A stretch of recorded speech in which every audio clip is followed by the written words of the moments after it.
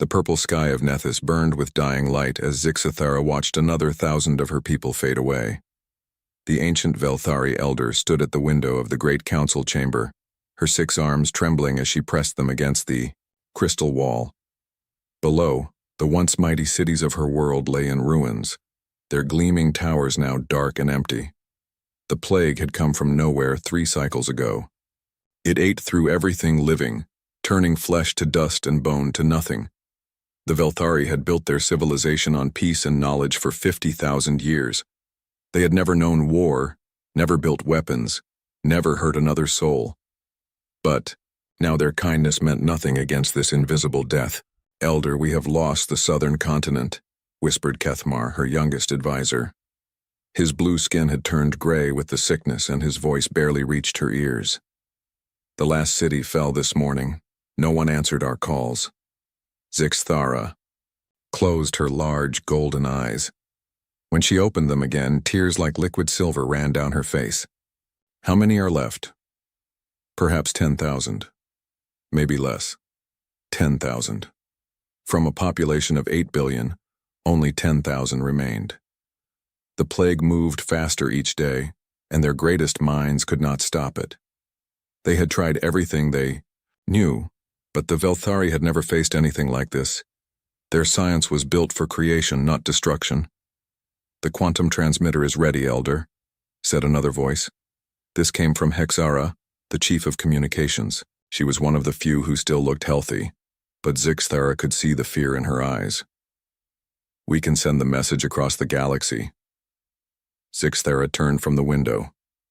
The great council chamber had once held 500 members. Now only 12 remained, and half of them were too sick to speak.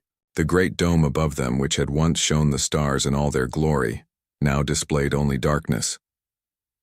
"Show me the message," she said.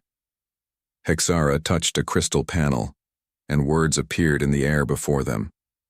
The message was simple, written in the common galactic language that all civilizations used for trade and diplomacy. "We are the Velthari of Nethus in the Kepler 442 system. We are dying. A plague consumes our world and our people. We have tried everything we know, but we cannot stop it. Please, if anyone receives this message, help us. We do not want to die. We do not want our civilization to end. Please, help us." The words hung in the air like a prayer. Zixathara read them again, then nodded slowly. "Send it.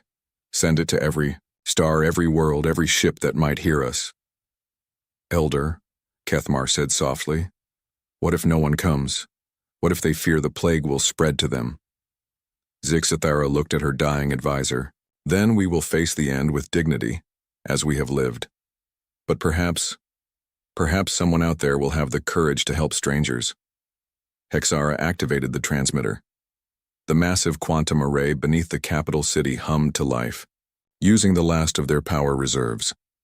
The message shot out across space faster than light, reaching toward distant stars and unknown worlds. Far away, in a part of the galaxy that most civilizations avoided, the message found its way to a human ship. Captain Jake Morrison was drinking his 3rd cup of coffee when the communication alert sounded. He sat in the command chair of the UES Defiance, a mid-size exploration vessel that had seen better days. The ship was old, but she was tough, and Morrison trusted her more than any of the newer models. "What is it, Park?" he called to his communications. Officer Lieutenant Lisa Park looked up from her console, confusion clear on her face. "Sir, we're getting a distress signal, but it's not in any human language, and it's not from any known human colony." Morrison set down his coffee. "Put it through the translator." The ship's computer worked for a moment, then a voice filled the bridge. It was alien, but the universal translator made the words clear. The message was simple and desperate. "We are the Velthari of Nethus in the Kepler 442 system. We are dying. A plague consumes our world and our people. We have tried everything we know, but we cannot stop it. Please, if anyone receives this message, help us. We do not want to die. We do not want our civilization to end. Please help us." The bridge fell silent. Morrison looked around at his crew. Amy Carter, his science officer, was staring at her screen with wide eyes. Ben Rodriguez, his chief engineer, had stopped working on his repairs. Even the normally busy bridge seemed to hold its breath. "Sir," Park said quietly, "the signal is coming from the Kepler system. That's 3 days away at maximum jump." Morrison stood up. He was a big man, with gray hair and scars from the Centauri Wars. He had seen plenty of death and destruction in his 45 years, but something about this message got to him. Maybe it was the simple honesty of it. Maybe it was the fact that these aliens were asking for help instead of demanding it. "What do we know about the Kepler system?" he asked. Carter checked her database. "Not much, sir. It's marked as unexplored by human ships, but there are some old scan reports from long-range probes. One planet in the habitable zone, signs of advanced civilization. The reports are 50 years old, though. Any warnings?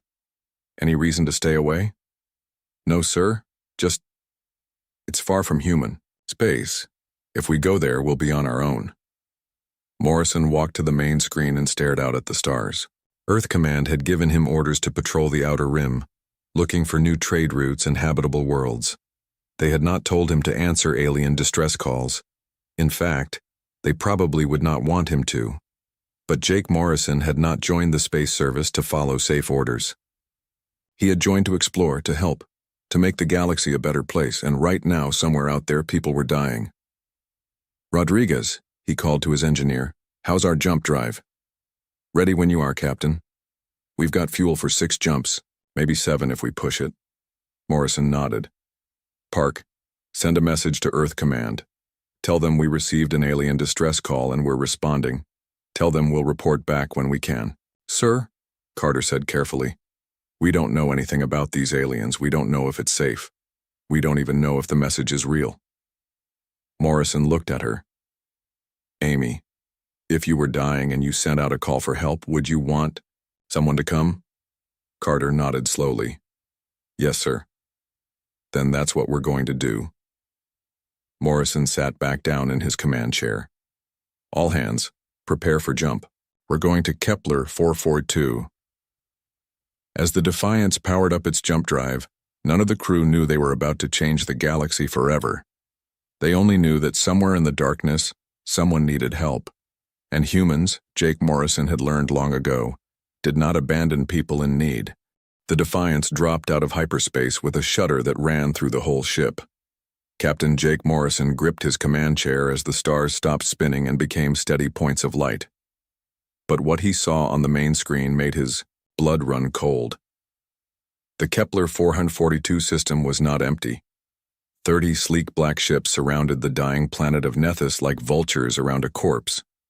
The vessels were long and sharp, with weapons that glowed red in the darkness. Morrison had never seen ships like these before, but he knew trouble when he saw it. "Amy, what are we looking at?" he asked his science officer. Lieutenant Amy Carter worked quickly at her station, her fingers dancing over the controls. "Unknown. Ship design, sir. But the energy readings are off the charts. Those are military vessels heavily armed. And, sir, they're scanning the planet below." Morrison studied the alien ships. They moved in perfect formation, like a pack of hunters. Something about their behavior bothered him. They were not trying to help the dying world below. They were watching it die. "Park, any response to our arrival?" Communications Officer Lisa Park shook her head. "Nothing yet, sir. But I'm picking up transmissions between the alien ships the computer is trying to translate." Ben Rodriguez, the chief engineer, looked up from his console. "Captain, I'm reading some kind of energy weapon discharge. It's coming from those ships and hitting the planet's surface." Morrison felt anger building in his chest. "Are you telling me those ships are attacking the planet?" "Not attacking exactly, sir. But they're definitely doing something to it."